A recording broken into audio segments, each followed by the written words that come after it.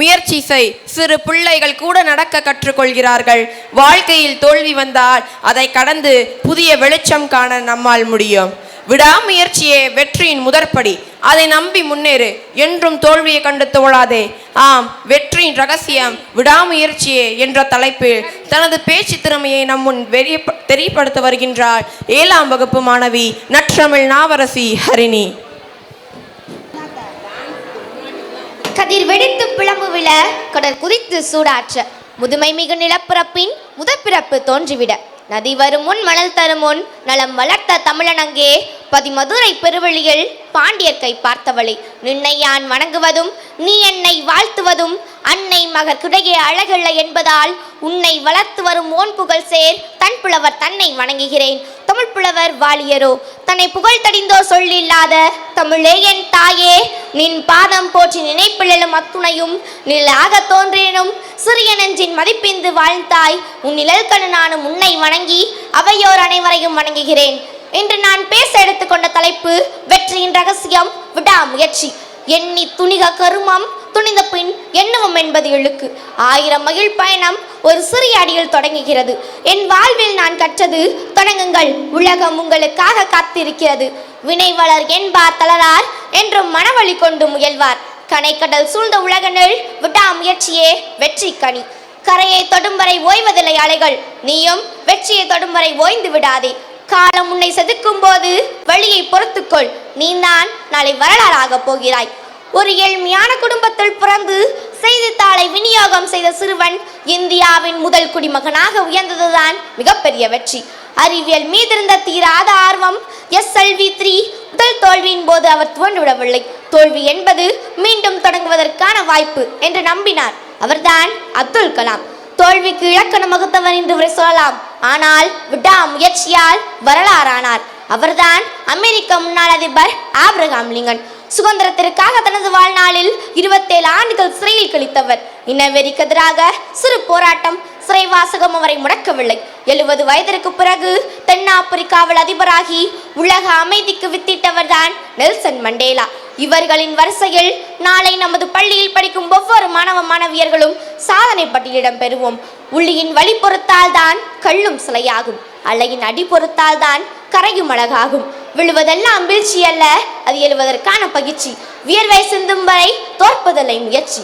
வெற்றி என்பது மந்திரம் அல்ல, உன் விடாமுயற்சியின் தந்திரம்.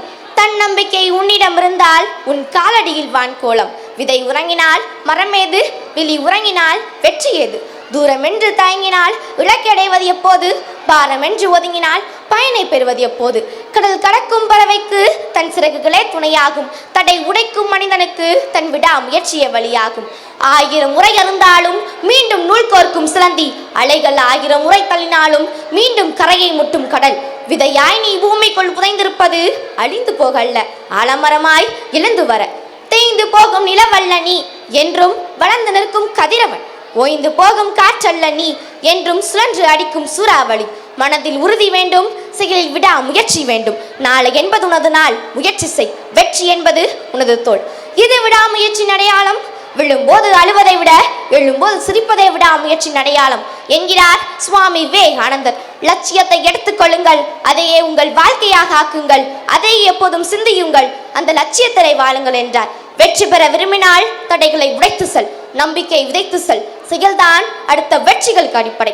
உற்றுளி உதவியும் உருபொருள் கொடுத்தும் பிச்சை நிலை முனியாது கற்றல் நன்றே என்று விடாமுயற்சியுடன் கல்வி கற்பது சிறப்பு என்கிறது புறநானூறு. தன் செயலில் கண்ணும் கருத்துமாக இருப்பவர் பசி பார்க்க மாட்டார், உடல் வருத்தம் பார்க்க மாட்டார், தூக்கம் கொள்ள மாட்டார், காலம் பார்க்க மாட்டார். லட்சியம் மட்டுமே அவர் கண்களுக்கு தெரியும். இதைதான் நீதிநெறி விளக்கத்தில் மை வருத்தம் பாரார் பசி நோக்கார் கண் துஞ்சார் எவ்வளவு தீமையும் மேற்கொள்ளார் செவ்வி அருமையும் பாரார் அவமதிப்பும் கொள்ளார் கருமமே கண்ணாயினார் என்கிறது. வெற்றியின் போது வரும் கைத்தட்டல்களை விட தோல்வியின் போது சிந்தும் வியர்வைக்கும் மதிப்பு அதிகம். நேரம் வரும் வரை காத்திருக்காதே, நேரத்தை உனக்கானதாக மாற்றும் வரை நீ உழைத்து கொண்டே இரு. தேன் கூட்டை இனிப்பது தேன் அல்ல, உழைப்பு. கூட்டை பிளந்து வெளியே வருவது குஞ்சுகள் அல்ல, விடாமுயற்சி. பாறைகளின் இடுக்குகளில் வளர்வது தாவர்கள் அல்ல, தன்னம்பிக்கை. தோல்வி உங்களை துரத்தினால் வெற்றியை நோக்கி ஓடுங்கள். ஏனென்றால் புதிய பாதைகள் பயணிக்க முயற்சிக்கும் பொழுது ஆதரவுகளை விட எதிர்ப்புகளையும் பயத்தை விதைப்பவர்களையும் எதிர்கொள்ள வேண்டியிருக்கும். துணிவோடு செயல்பட்டு வெற்றி பெறுவோம். நகர்ந்தால்தான் நதி அழகு, வளர்ந்தால்தான் செடி அழகு, முயற்சி செய்தால்தான் மனிதன் அழகு. மூச்சு விடுவோனெல்லாம் மனிதன் அல்ல, முயற்சி செய்பவனே மனிதன். ஒரு முயல் குட்டி போட 1 மாதம் போதும், ஆனால் ஒரு யானை குட்டி போட 18 மாதம் ஆகும். சின்ன வெற்றி பெற வேண்டுமென்றால் சிறிய சிறிய முயற்சிகள் போதும். மிகப்பெரிய வெற்றி பெற வேண்டுமென்றால் மிகப்பெரிய அளவில் போராட்டங்களை சந்தித்தே ஆக வேண்டும். ஆகையால் அனைவரும் தொடர்ந்து முயற்சி செய்து கொண்டே இருங்கள். ஒரு நாள் தோல்வி கூட நம்மிடம் தோற்று போகும். இறுதியாக ஒரு பாடலை பாடி என் உரையை நிறைவு செய்கிறேன். வாழ்க்கை கவிதை வாசிப்போம், வானமளவு யோசிப்போம், முயற்சி என்ற ஒன்றை மட்டும் மூச்சு போல சுவாசிப்போம். லட்சம் கனவு கண்ணோடு, லட்சியங்கள் நெஞ்சோடு, உன்னை வெல்ல யாருமில்லை, உறுதியோடு போராடு. மனிதா உன் மனதை கீறி விதை போடு, மரமாகும். அவமானம் படு தோல்வி எல்லாமே உறவாகும். தோல்வியின்றி வரலாறா, துக்கம் என்ன என் தோளா, ஒரு முடிவிருந்தால் அதில் தெரிவிருந்தால் இந்த வானம் வசமாகும். மனமே ஓ மனமே நீ மாறிவிடு, மழையோ அது பனியோ நீ மோதிவிடு என்று கூறி வாய்ப்பளித்தமைக்கு நன்றி பாராட்டி விடைபெறுகிறேன். நன்றி, வணக்கம்.